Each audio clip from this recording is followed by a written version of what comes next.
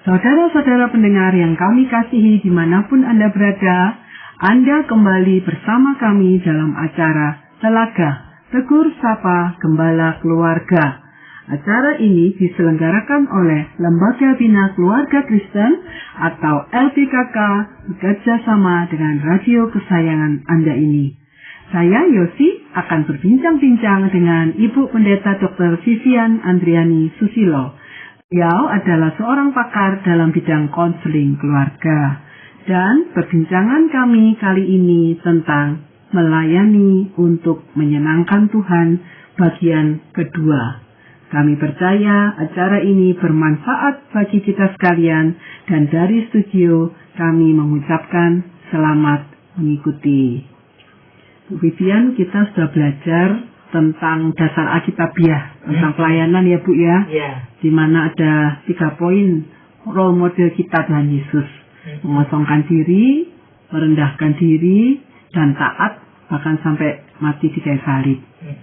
Tapi bagaimana Bu, bisakah Ibu menjelaskan praktis operasional kita melayani Tuhan? Karena yaitu yang sempat saya tanyakan di bagian pertama, kita masih manusia Bu. Apa yang bisa kita lakukan bagian kita? Nah, ini saya mau ambil dari apa yang dikatakan di 1 Petrus pasal 5 mulai ayat 2 dan 3 di sini adalah bagaimana kita melayani. Ini adalah Rasul Paulus menganjurkan seperti kita ini mengembalakan. Dikatakan, gembalakanlah kawanan domba Allah yang ada padamu, jangan dengan paksa, tetapi dengan sukarela, sesuai dengan kehendak Allah. Dan jangan karena mau mencari keuntungan, tetapi dengan pengabdian diri. Janganlah kamu berbuat seolah-olah kamu mau memerintah atas mereka yang dipercayakan kepadamu, tetapi hendaklah kamu menjadi teladan bagi kawanan domba itu. Jadi di sini kita melihat pelayanan kita ini ditujukan untuk siapa? Dikatakan, gembalakanlah mereka dengan segenap hati, sebagaimana diinginkan oleh Allah, dan jangan dengan berat hati. Jadi kita mau melihat motifnya kita pelayanan ini adalah yang kita ini mau dengan senang hati, bukannya dengan berat hati. Kita memangnya mau menyenangkan Tuhan. Yang diinginkan oleh Tuhan jangan dengan berat hati. Kita tahu kalau orang itu senang hati itu kan, ya sudah saya mau, sudah senang hati, gitu ya apa aja saya mau, gitu. Jadi nggak melihat ada kriterianya ini itu, jadi kita mau senang hati. Nah, orang berat hati itu kalau kita nyuruh minta bantuan seseorang, ngomong aja kita ini mau ngangkat barang, kali ini aja kok apa kita nggak bisa ngangkat sendiri, minta tolong orang. Kalau dia dengan senang hati mau, oh ya bisa ya, kita bantu bersama-sama kan enak. Tapi orang ada yang nggak mau melakukan sampai marah-marah gitu. Yang diminta tolong itu kan nggak enak gitu. Jadi kita melakukan pelayanan itu adalah menyenangkan. Jadi gembalakan dengan senang hati sebagaimana diinginkan oleh Allah. Jadi ini yang diinginkan oleh Tuhan itu adalah dengan senang hati. Bukannya dikatakan dengan berat hati. Kalau dengan berat hati itu berarti kan terpaksa ya. Nah, dengan senang hati, dengan kata lain mau melakukan yang terbaik. Jadi terbaik itu apa? Yaitu yang ada pada diri kita mau melakukan, tidak dengan terpaksa. Ini Tuhan Allah juga mengatakan pada kita perlu mengasihi Allah dengan apa? Dengan segenap hati, dengan segenap jiwamu, lalu dengan segenap kekuatanmu, ya, dengan segenap apa yang ada padamu ini kita berikan pada Tuhan. Senang hati ini berikan yang terbaik, bukan terpaksa. Jadi kalau terpaksa ini, rasanya berat, ya. Tapi senang ya susah. Kita ini memang banyak yang dilakukan, tapi senang itu jadi bebannya ini kurang. Lalu senang melakukan meskipun sibuk, hati kita nggak berat. Juga kita ini adalah, kalau senang hati ini adalah kita ini langkah-langkah pelayanan kita ini adalah lebih enteng. Kalau beban berat sudah semuanya itu sudah rasanya tenggelam. Penting adalah melakukan dengan senang hati. Untuk menyenangkan siapa? Bukan diri sendiri, tapi kepada Tuhan. Itu yang pertama. Jadi Tuhan Allah menginginkan kita pelayanan dengan senang hati. Walaupun itu sepertinya paradoks ya Bu, atau bahkan kontradiktif. Karena di dalam pelayanan kan kita harus bayar harga. Kita harus mengeluarkan energi kita, waktu kita, bahkan keuangan kita untuk menunjang pelayanan. Itu kan kepentingan kita gitu ya Bu ya. Tapi di lain sisi kita harus senang hati. Nah bagaimana Bu caranya supaya kita bisa membayar harga, berkorban tapi senang hati? Kita melihat adalah yang kita lakukan untuk Tuhan. Jadi kembali lagi kita melihat Tuhan Yesus Kristus yang mengosongkan dirinya untuk datang ke dunia melayani kita. Jadi kita kalau Tuhan Yesus sudah berbuat begitu, kita ini bersyukur Tuhan sudah mau mati di kayu salib, memberikan kita kehidupan, maka kita ini mau membalas sedikit kebaikan Tuhan dengan melakukan terbaik untuk Tuhan. Nah, kalau begitu adalah apa yang kita berikan untuk Tuhan itu tidak bisa sebanding dengan apa yang Tuhan berikan.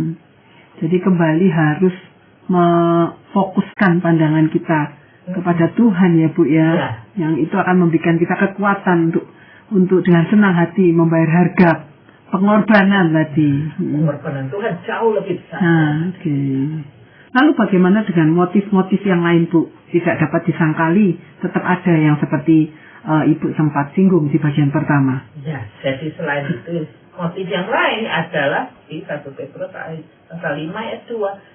Yang lain dikatakan, janganlah pula melakukan pekerjaanmu guna mendapat keuntungan, melainkan karena kamu sungguh-sungguh ingin melayani. Nah, kita pelayanan motifnya itu bukan mendapat keuntungan diri sendiri. Malah tadi Yesus sudah mengatakan itu lebih memberi pengorbanan. Jadi kalau kita melihat apa sih keuntungan? Nah, saya melihat sendiri ada orang memang ada mencari keuntungan. Ada yang pertama mencari keuntungan ketenaran. Wah, banyak orang yang mengenal dia, terkenal kiri kanan. Ada orang yang juga ini mencari keuntungan secara keuangan. Itu adalah supaya mendapatkan bahasa Inggrisnya easy money. Wah, lebih banyak lah. Ini sumbangan. Betul. Itu sumbangan sana sini. Katakan untuk pekerjaan Tuhan padahal untuk sendiri benar. Karena ada juga begitu ya Bu ya. Saya dulu pernah melihat sendiri waktu itu di Amerika Serikat. Waktu itu kami ada Jane Baker. Malah dia terlalu banyak untuk dirinya sendiri sampai dia orang tahu. Ini adalah bukan untuk pekerjaan Tuhan, tapi memakai pekerjaan Tuhan menggunakan televisi waktu itu. Nah itu adalah minta uang. Diberkati lebih banyak. Jadi akhirnya dia sampai akhirnya dimasukkan penjara, tapi dengan keuntungan untuk dirinya sendiri. Saya juga bisa melihat ada beberapa lagi orang yang seperti itu. Jadi supaya hidupnya mewah. Waktu Jimmy itu malah di dalam kehidupannya dia itu adalah serba mewah. Ada orang yang punya jet pribadi, ada orang yang punya anjingnya itu. Kandang anjingnya ada emasnya. Waduh, ada AC. Ada AC-nya, ada kandang anjing. Ini ada kerannya ini ada kamar mandi semua pakai emas semua. Gitu. Membangun istana pribadi ya Bu ya, bukannya melayani itu. Jadi itu adalah menggunakan pelayanan mendapat keuntungan. Nah, itu motifnya keuntungan karena apa? Orang mengatakan pelayanan Tuhan, jadi orang menyumbang banyak untuk dia, bukannya untuk pekerjaan Tuhan. Nah, contoh-contohnya banyak seperti itu. Nah itu yang tidak boleh. Jadi kita melayani adalah lebih berkorban untuk Tuhan. Apa ada rekorder waktu, ada kata benda apa. Jadi melainkan kita ini melayani dengan sungguh-sungguh ingin melayani. Nah jadinya kita memberikan kepada Tuhan apa yang ada pada kita diberikan pada Tuhan. Nah itu jadi itu penting. Jadi kita Tuhan Yesus mengosongkan dirinya lalu memberikan pada kita. Ini bukannya kita ini mengosongkan mendapatkan buah sebanyak-banyaknya ya. Bukannya berarti pelayanan kita ini harus tidak ada uang, tidak ada apa, tapi kita perlu hidup. Betul. Tapi itu cukup lah. Secukupnya ya Bu ya, kita bilang ya. Jadi, yang lain kita bisa melihat ada orang yang ini dikatakan pasal 1 Petrus pasal 5 ayat 3, janganlah bertindak sebagai penguasa terhadap mereka yang dipercayakan kepadamu, melainkan jadilah teladan bagi mereka. Jadi di sini motifnya ada orang adalah ingin menjadi seperti orang yang penguasa.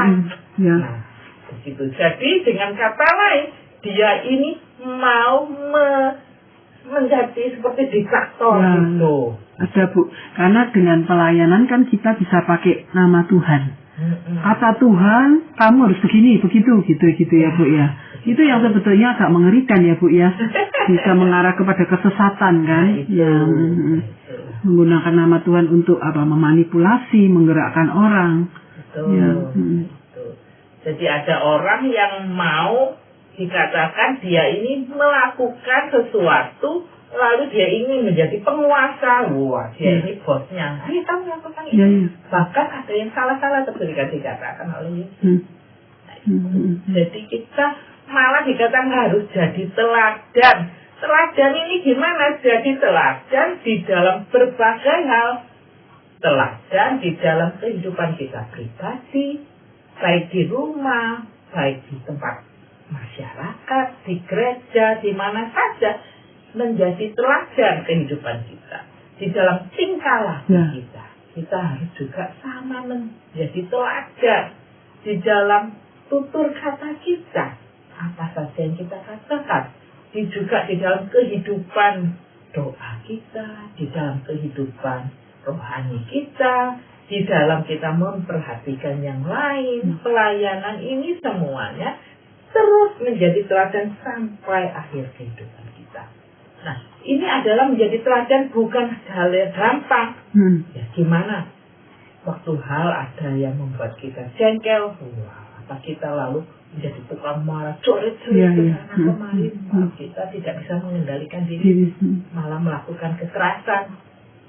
Ada yang berteladan. Saya melihat juga ada orang kehidupan sebagai seorang hamba Tuhan malah tidak bisa menjadi teladan di dalam hal apa kehidupan pribadinya. Di rumah ini satu orang, di luar satu orang. Di rumah ini adalah sebagai istri dan suami yang baik, di luar dia ini adalah manfaatkan orang lain untuk kepentingan diri sendiri. Jadi itu orang keuangannya nggak beres, ambil keuangannya orang, keuntungan diri sendiri, kehidupan moralnya yang nggak beres, ini itu. Ada orang yang jadi orang yang keras, ada orang yang juga ini di dalam kehidupannya ini ternyata saya pernah dengar kesaksian seorang hamba Tuhan, tapi dia akhirnya bertobat katanya. Yaitu dia waktu dia ini melayani Tuhan, kehidupan rohaninya juga nggak beres. Dia katakan aku jarang baca Alkitab, saya juga jarang berdoa. Itu macam gimana mau mengajarkan begitu. Jadi dengan kata lain, ada orang yang mulutnya suka menipu. Nah, gimana kita bisa diteladan? Jadi dia ini mengkhotbahkan sesuatu, tetapi mulutnya ternyata menipu sana kemari. Itu pasti tidak menyenangkan Allah ya Bu ya. Jadi pelayanan seperti itu. Menipu untuk apa? Untuk keuntungan diri. Kembali tadi ya Bu ya, untuk keuntungan pribadi ya. Jadi kita nggak boleh seperti itu. Jadi kita melayani dengan motif menyenangkan Tuhan. Jadi nggak boleh yang untuk keuntungan diri sendiri. Nah, seperti itulah kita ini juga diminta untuk meneladani Tuhan yang mau mengosongkan diri tadi itu. Selain itu kita melihat motif pelayanan kita ini juga dikatakan adalah untuk supaya kita ini kemuliaannya diberikan kepada Tuhan. Menyenangkan Tuhan kan kemuliaan untuk Tuhan. Untuk Tuhan. Bukan untuk diri sendiri. Supaya kita ini ditinggikan. Supaya kita ini bisa terkenal. Ditinggalkan di semua orang. Jadi kita ini bukan yang mendapat penghormatan Tuhan.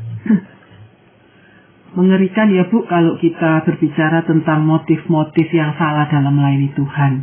Kalau begitu bagaimana Bu caranya, tantangannya kita supaya menang terhadap ini, tidak terjebak gitu Bu dalam motif-motif yang salah?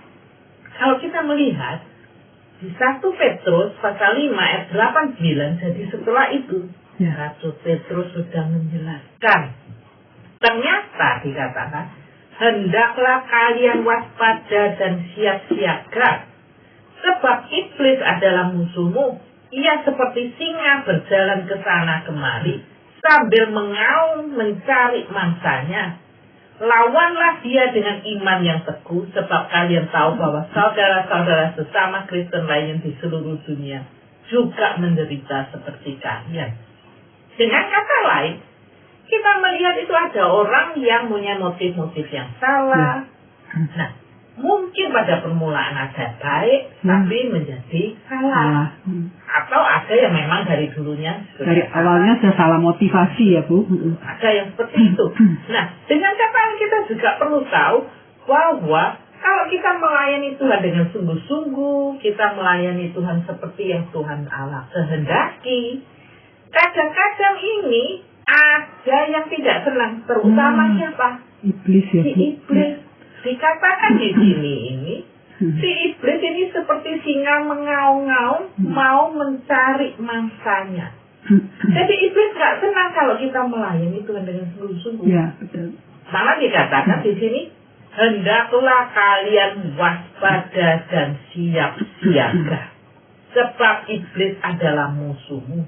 Dia ini ingin supaya orang yang melayani Tuhan ini kalau bisa jatuh. Ya. Kalau bisa ditarik ke jalannya dia. Iya, ditarik ke jalannya dia, dikatakan sambil mengaum lalu menjadi mangsanya iblis. Kalau bisa, ini sebagai pelayan Tuhan yang melayani Tuhan ini, hamba-hamba Tuhan ini kalau bisa jatuh, nah ini orang-orang Kristen yang lainnya, wah melihat ini hamba Tuhan yang jatuh, kan terpengaruh gitu ya. Terpengaruh. Wah, kalau bisa ini juga itu pemimpin-pemimpin ini jatuh, ya sudah kita ikut jatuh. Ya, anak buahnya ikut jatuh akhirnya.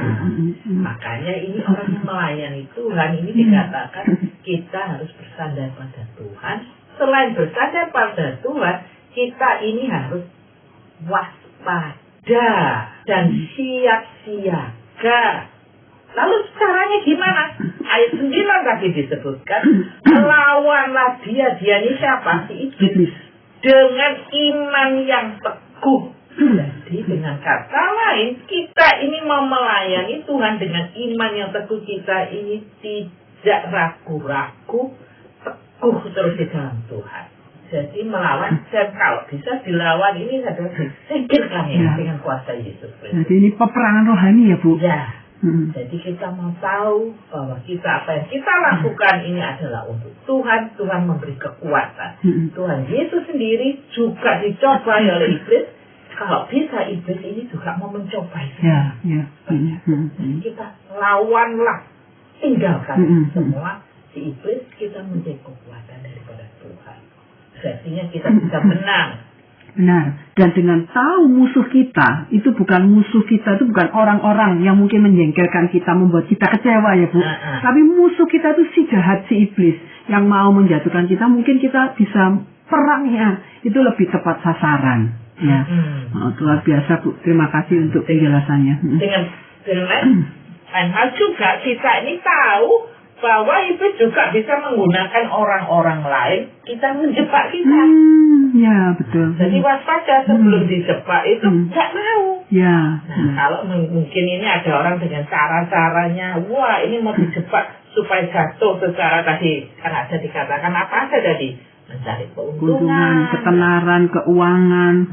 Itu kehidupan moralnya nggak benar. Jadi semuanya ini lawan sudah. Ini benar nggak menurut kehendak Tuhan? Nggak mau, itu sudah jangan. Tinggalkan seperti Yusuf ya Bu. Waktu dicobai sama istri Potifar langsung lari meninggalkan. Iya, tidak mau. Gitu. Jadi untuk secara yang keuangan juga nggak mau. Untuk semuanya itu. Jadi kita tolak. Gitu. Ya, ya. Nah, tadi Ibu sempat singgung tentang pelayanan full time dan pelayanan part time, walaupun semua untuk Tuhan. Tetapi tentunya ada panggilan khusus ya Bu untuk para hamba Tuhan yang melayani sebagai full timer. Apakah Ibu mempunyai pengalaman atau pesan-pesan bagaimana kita bisa membedakan panggilan khusus untuk melayani Tuhan, poin-poin apa yang perlu kita pertimbangkan? Sehingga ketika kita melayani Tuhan secara full time, kita itu benar-benar yakin dari Tuhan dan sungguh-sungguh bertanggung jawab kepada Tuhan. Nah, ini kalau kita melihat dulu dari perjanjian lama itu, dulu ada bangsa kaum Lewi, itu memang sudah disiapkan. Nah, itu turun-temurun memang dia khusus untuk melayani Tuhan, untuk semua bangsa-bangsa yang datang, di bait Allah dan melayani. Nah, itu pengalaman, kalau kita melihat ada orang yang memang sudah tahu sejak masa kecilnya tahu Tuhan itu memanggil. Seperti saya sendiri, kalau saya lihat adalah Tuhan sudah menyiapkan gitu. Saya memiliki seorang ibu yang begitu salah dia ini pada Tuhan dalam hidupnya. Menyenangkan Tuhan, bukannya kehidupan yang gampang, sulit, banyak mengalami tantangan, tapi dia banyak berdoa. Itu kecil saya senang lihat mama berdoa. Dia juga banyak membaca Alkitab, juga banyak melayani di gereja sebagai majelis, melayani di orang di sekitarnya, mau melihat ada orang miskin, menolong dia, menolong dengan apa yang kita miliki. Itu bukannya kita orang kaya, tetapi ini seandainya beli ini roti gitu, dia tuh sudah ada berapa bagian dikasihkan orang. Beli beras gitu, berapa kilo, 10 kilo itu 1 kilo itu sudah disingkirkan. Nah, itu membantu orang. Nanti ini juga tentang orang miskin. Jadi orang-orang yang di pasar itu dia lihat itu kok ibu-ibu itu yang jualan yang kasihan. Mama saya itu menyingkirkan uang belanja tiap hari itu disingkirkan. Mereka ini kalau hari raya berikan pakaian baru-baru. Luar biasa, berkatin ya Bu. Dan juga orang yang apa yang dia layani caring. Nah itulah dan juga mama ini mengatakan bukan hanya pelayanan yang saya lihat, tapi dia juga mengatakan pada saya keinginannya anaknya itu ada yang full time, 100% kebutuhan.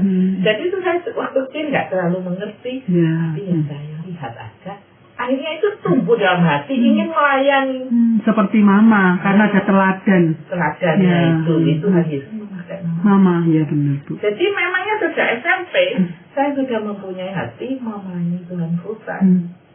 Jadi saya sudah mengatakan pada diri sendiri satu hari saya mau full time melayani Tuhan.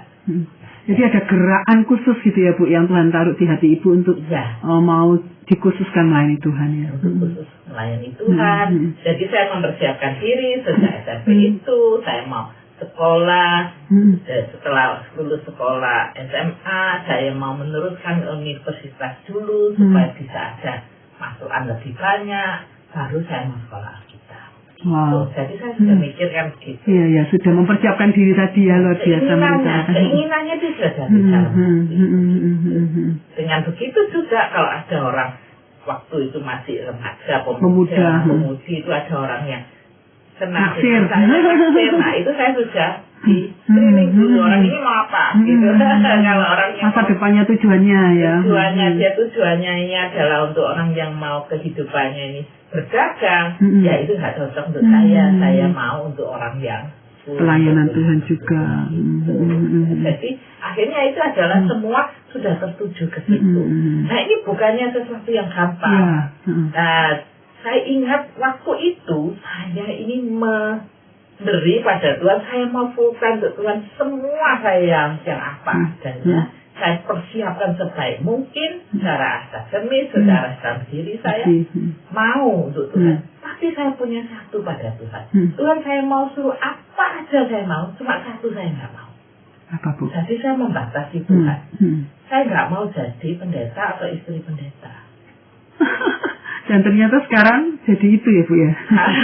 Nah itu saya di dalam sekolah Alkitab, ke Amerika sekolah Alkitab. Di sekolah Alkitab pun saya nyatakan Tuhan, saya dikirim ke Afrika pun saya mau. Kemana saja mau, tapi nggak mau jadi pendeta atau istri pendeta. Jadi waktu itu saya berdoa pada Tuhan dan mendengarkan khotbah-khotbah. 100% harus diberikan pada Tuhan. Apapun kamu nggak bisa milih. Ya. Setelah 2 tahun di sekolah Alkitab itu dipanggillah banyak ini altar call ya. Untuk ini. Tuhan mau menyuruhkan kita memberi seluruhnya. Waktu itu saya di altar call saya selalu setelah 2 tahun. Ya Tuhan, apa saja saya mau. Sudah tidak ada ini ya Bu ya. Tidak ada syarat lagi. Syarat tidak ada pilihan itu. Nah, itu ya, baru akhirnya itu Tuhan mau kita memberikan seluruh kehidupan kita. Jadi nggak boleh milih. Ya. Setelah itu ya Tuhan saya mau apa aja ya oke lah sudah. Nah, setelah itulah Tuhan baru menyenangi saya apa dalam hal kita tidak bisa mengatakan hanya ini yang saya mau, hanya itu yang saya mau, tapi kita membuka diri. Ya. Amin.